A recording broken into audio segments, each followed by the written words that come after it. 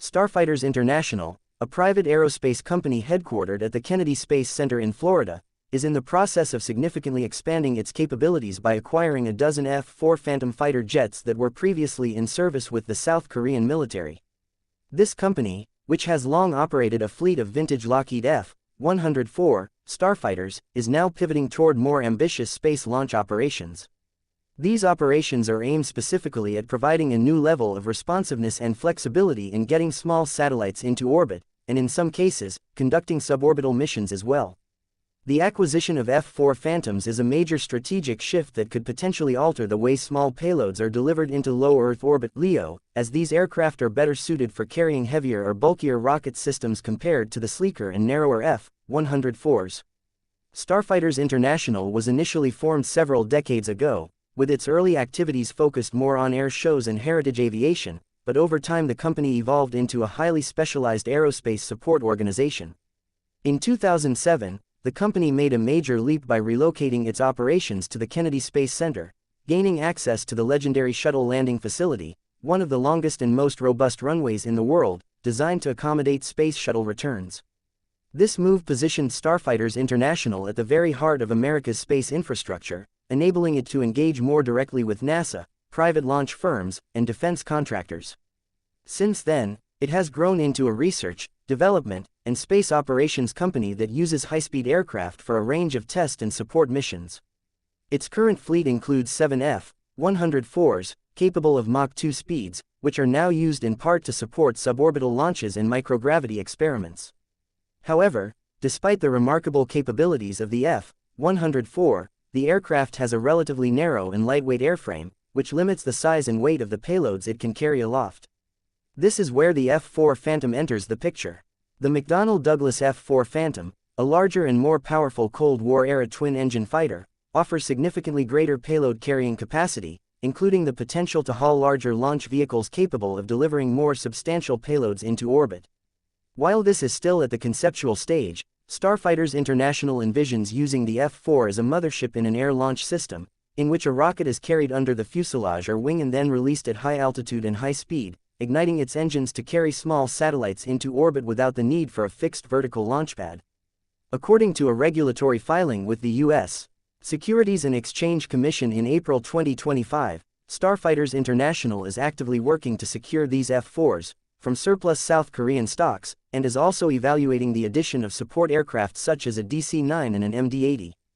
While the company currently has no F-4s registered with the FAA, the process of importing such military-grade aircraft into the United States is extraordinarily complex, involving a web of strict regulatory hurdles including compliance with the International Traffic in Arms Regulations (ITAR). These rules govern the importation and exportation of defense-related materials and are particularly stringent when it comes to aircraft like the F-4, which, while no longer on the front lines of any military, still represent a considerable level of capability. Even if sourcing the aircraft from South Korea proves difficult or unfeasible, there are other options. Several allied nations that once operated F-4s are now retiring or have already retired their fleets, including Greece, Turkey, and Japan. These countries could provide alternative supply sources if needed. Meanwhile, the broader space launch market is undergoing rapid transformation, driven by surging demand for fast, low-cost deployment of small satellites. Increasingly, users of these smaller payloads, including commercial firms, research institutions, and even defense organizations, are finding that their needs are poorly served by traditional space launch models. These typically revolve around very large rockets designed to carry massive payloads into orbit, meaning that small satellites often must ride as secondary passengers. This arrangement forces these customers to conform to the schedules and mission profiles of larger payloads, which can result in long delays, uncertain launch windows, and a lack of flexibility. By contrast, air launch systems like the one Starfighters International is proposing promise to disrupt that model. Instead of waiting months or even years for a slot on a traditional launch vehicle, customers could theoretically deploy their payloads with minimal lead time using a smaller, purpose-built rocket carried aloft by an aircraft like the F-4. Launches could occur from a variety of locations depending on the orbital inclination desired, and with a fraction of the infrastructure normally required. This also aligns with NASA's long-term goal of encouraging greater commercial involvement in low Earth orbit operations and supporting a broader ecosystem of launch providers that can handle more diverse payloads and mission types. From a national security perspective, this capability is also attractive. The U.S. military has made it increasingly clear that it needs fast turnaround access to space for small satellites, whether for communications, surveillance, or other mission-critical needs. As technological capabilities of payloads improve while their size shrinks, there is growing demand for agile and responsive launch solutions. Small satellites, often operating in constellations of dozens or even hundreds, are revolutionizing how space-based assets are deployed and utilized. Being able to rapidly place them into orbit without relying on a fixed and vulnerable ground-based launch site has obvious strategic benefits. However, while the concept of launching rockets from high-speed aircraft has a long and checkered history, often marked by ambitious projects that failed to deliver, Starfighters International may be better positioned than most to pull it off. The company has survived for decades in a highly competitive and capital-intensive industry, earning a reputation for reliability and professionalism among its clients, which include major aerospace contractors and government agencies. It already operates high-performance aircraft in demanding roles and has built deep institutional knowledge of both the aviation and spaceflight domains. Their operational plans include using the F-104s for suborbital flights carrying Starlaunch 1, a rocket that would provide minutes of microgravity for scientific experiments. For missions requiring insertion into low Earth orbit, they envision deploying the Starlaunch 2, a larger and more capable rocket that would be carried by the F-4 Phantom. This two-tiered system reflects the differing performance characteristics of the two aircraft, with the F-104 handling lighter, shorter duration missions and the F-4 serving as a more robust heavy lifter for orbital payloads.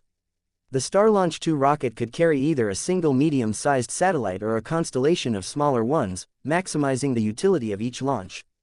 Beyond satellite deployment, there may also be potential for the F-4s to serve as launch platforms for hypersonic vehicle testing. As the military accelerates development of hypersonic weapons and aircraft, there is a growing need for testbeds that can safely carry these systems to high speeds and altitudes before release. While Stratolaunch has pivoted toward this market using its enormous twin fuselage aircraft, not all hypersonic vehicles require such a massive platform. Smaller and more affordable launch platforms like the F-4 could fill a critical niche in this emerging sector of defense aerospace.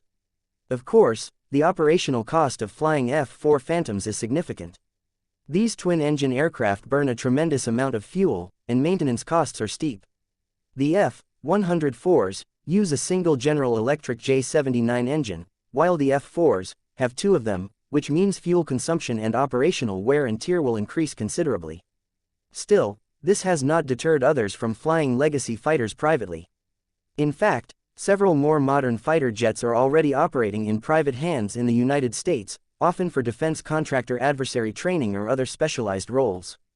So while it will be an expensive endeavor, it is not unprecedented, and with sufficient funding and demand, it could become a sustainable business model. If Starfighters International succeeds in importing and certifying the South Korean F-4s, and then adapting them for launch duties, they will be the only organization in the United States operating the F-4 Phantom in an active flight role. That alone would be a remarkable achievement, bringing back to life one of the most iconic American combat aircraft of the 20th century for a role it was never originally designed for, but which could ultimately be one of its most important. It remains to be seen how quickly the company will move from acquisition to operational flights, or what further partnerships or investments may be announced as part of this expansion. But the project is already turning heads in aerospace circles, and future updates from the company will be closely watched by both space and aviation enthusiasts alike.